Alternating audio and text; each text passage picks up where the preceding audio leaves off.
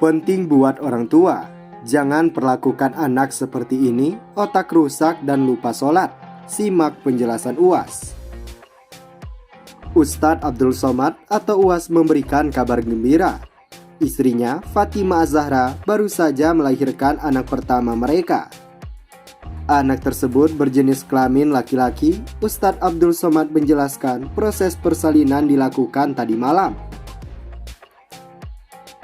Pada foto yang diunggah itu, Ustadz Abdul Somad terlihat menggendong sang anak. Ia tampak masih berada di rumah sakit. Berat 3,5 kg, panjang 52 cm. Mohon doa semoga menjadi anak soleh. Wassalam, ungkap Ustadz Abdul Somad. Beberapa rekan kemudian menyampaikan selamat atas kelahiran anak pertamanya dan istrinya yang sekarang tersebut. Mereka juga memanjatkan doa untuk keluarga itu. Namun, di era teknologi seperti saat ini, orang tua harus lebih ekstra mengawasi anak-anaknya. Ustadz Abdul Somad atau UAS mengatakan, seiring perkembangan teknologi yang semakin pesat, banyak orang tua yang justru lalai mengawasi anak-anaknya. Karena itu, banyak anak-anak yang justru lupa melaksanakan sholat. Bahkan, otak anak juga rusak karena paparan teknologi. Oleh karena itu, penting buat orang tua yang punya anak untuk selalu menjaga kelakuannya, sebab akan merusak tumbuh kembang otak si anak. Dikutip dari akun Instagram @ustadzabdulsomad_official, Senin 21 Februari 2022. UAS mengatakan saat ini banyak anak-anak yang mengalami kerusakan otak karena terlalu banyak bermain game online. Menurutnya, banyak anak-anak yang setiap hari di rumah, tidak keluar tapi justru mengalami kerusakan otak. Mereka tetap berada dalam rumah di komplek dan kondisi dalam terkunci, dan selalu pakai security, namun masih tetap isi kepalanya rusak, ujar UAS. Hal ini telah diketahui bahwa zaman sekarang sangat jauh beda dengan zaman dulu sebelumnya masuk teknologi canggih. Dulu orang kepalanya rusak karena ngebut naik motor, pecah kepalanya di jalan, ujarnya. Tapi sekarang yang merusak tumbuh kembang otak si anak itu yakni bermain online. Ya nggak apa-apa, tapi hal tersebut akan merusak keimanan dan mental ibadah seseorang, terkhusus buat anak-anak, tambahnya. Menurut UAS, akibat terlalu banyak bermain game online dari pagi sampai malam, otak anak-anak justru rusak. Siapa yang merusak kepalanya?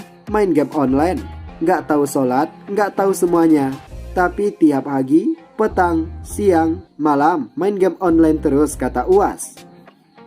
UAS menambahkan bagi orang tua, seharusnya menjaga sikap dan tingkah laku dari anaknya yang di luaran sana selalu bermain game online. Memberikan pendidikan tambahan di rumah mengenai konsep Islam. Anak pasti akan lebih cenderung dan fokus terhadap ilmu agama yang dipelajari. Hal ini sangat penting buat orang tua untuk menjaga anaknya dari tumbuh kembangnya.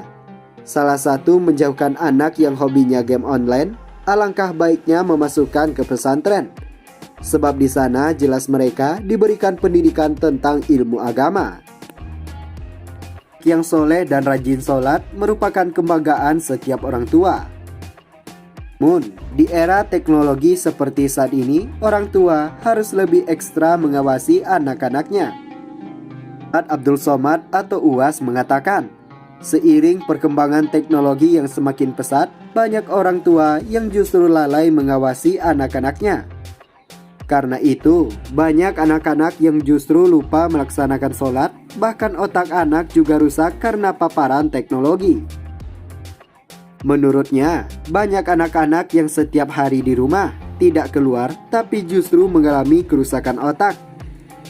Tetap berada dalam rumah di komplek dan kondisi dalam terkunci dan selalu pakai security. Namun, masih tetap isi kepalanya rusak, ujar UAS. Dikaruniai oleh seorang anak adalah sebuah impian bagi setiap pasangan yang sudah menikah. Tidak jarang, pasangan yang sudah menikah puluhan tahun belum juga diberikan momongan. Ustadz Abdul Somad mengatakan selain terus berikhtiar, berdoa, dan melaksanakan berbagai amalan seperti rajin sholat malam, juga bisa dilengkapi dengan melakukan cara-cara lain. Ustadz Abdul Somad pernah ditanya oleh jamaah perihal belum dikaruniai anak.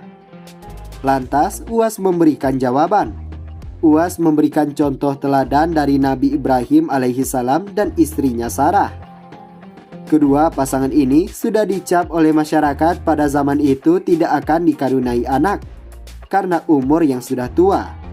Lantas Nabi Ibrahim alaihissalam berdoa kepada Allah agar dikaruniai anak yang pada akhirnya lahirlah anak yang sangat mulia, yaitu Nabi Ishak.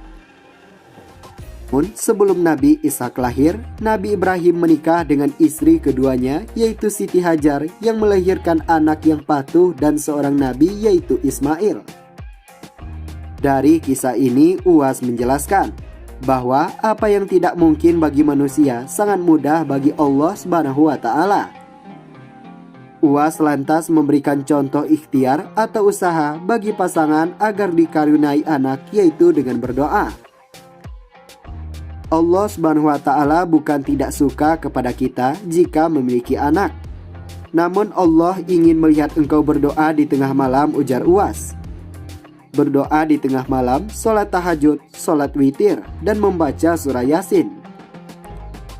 UAS menjelaskan keutamaan surah Yasin ketika dibaca diikhtiarkan untuk menyelesaikan hal-hal yang sulit bagi manusia. Selanjutnya, UAS menyarankan agar menjaga makanan yang kita konsumsi. Misalnya, banyak konsumsi daging, sayuran, dan jenis makanan sehat lainnya. Jangan terlalu banyak main HP, radiasi atau sinyal itu berpengaruh terhadap kesehatan sel sperma, ucap UAS.